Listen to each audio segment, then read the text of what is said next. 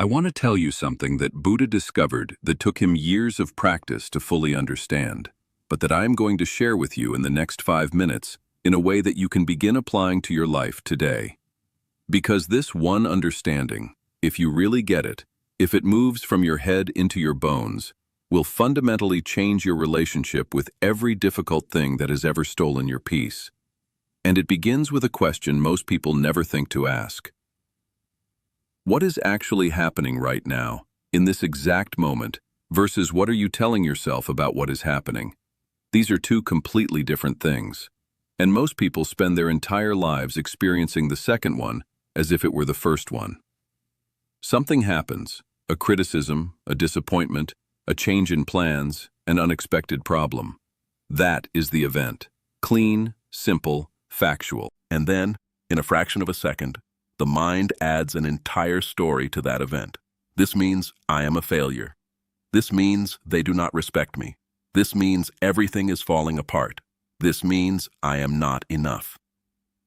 The story feels exactly as real as the event, often more real, and it is the story, not the event, that destroys your peace. Buddha called this the second arrow. When something painful happens, that is the first arrow. It hurts. It is real. You cannot avoid it. But the second arrow, the story you tell about the first arrow, the judgment you pile on top of it, the catastrophe you build around it, that is optional. And it is the second arrow, Buddha said, that causes most of the suffering most people experience most of the time. Think about the last time something stole your peace. Really think about it. Not just what happened, but what story you told about what happened. I bet the story was far more painful than the event itself. I bet the story involved conclusions about your worth, predictions about the future, and memories of every similar thing that ever happened before, all piled onto one moment that by itself was survivable. The event passed in seconds. The story ran for days. That is the second arrow. And you have been shooting it at yourself, automatically, unconsciously, relentlessly, your entire life. The practice Buddha prescribed for this is deceptively simple. When something happens that disturbs your peace, pause, breathe once, and ask yourself two questions. What actually happened? Just the facts, nothing added? And what am I telling myself about what happened? Separate these two things as clearly as you can, because the moment you separate them, the moment you see the story as a story rather than as reality, its power over you immediately diminishes. Not because the event was not painful, but because you are no longer adding the weight of the story to the weight of the event. The second teaching goes even deeper. Buddha observed that the stories that most reliably destroy our peace have one thing in common. They are almost always about the past or the future. The past that should have been different.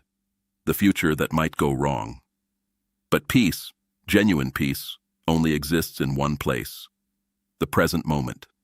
And the present moment, just this moment right now, is almost always okay. The suffering lives in time.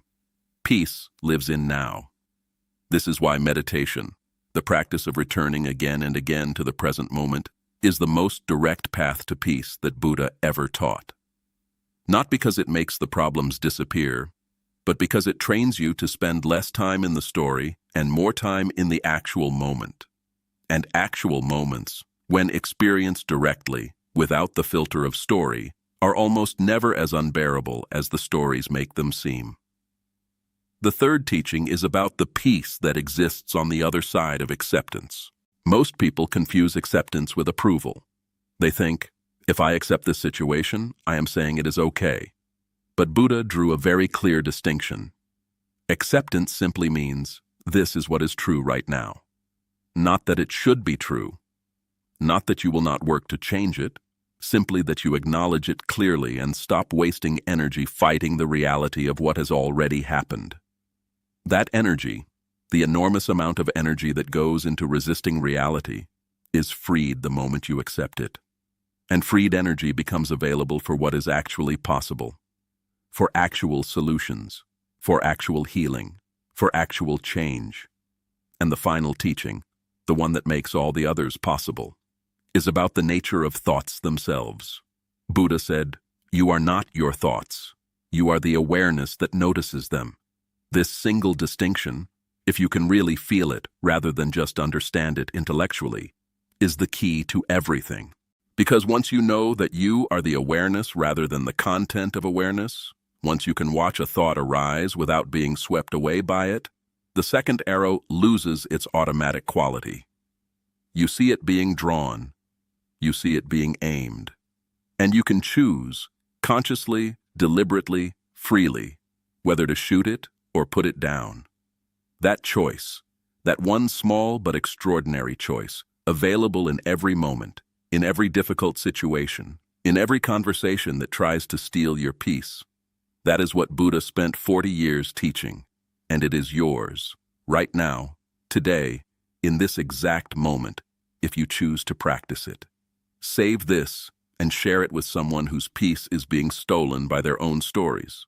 Subscribe to Tathagata Wisdom, because every day we bring you the one teaching that changes everything, starting with this one.